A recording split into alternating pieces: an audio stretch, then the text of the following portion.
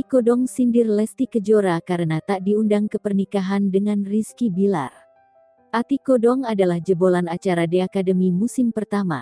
Dia mengingatkan Lesti Bintang tidak akan selamanya bersinar.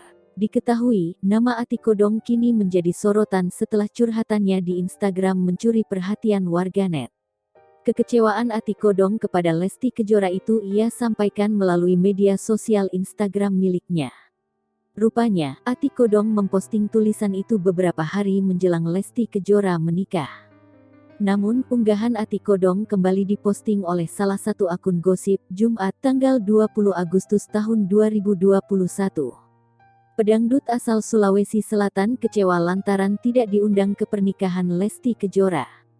Tak hanya itu, Ati Kodong merasa tak dianggap sebagai teman oleh Lesti lantaran tidak memberikan undangan dari jauh hari kepadanya.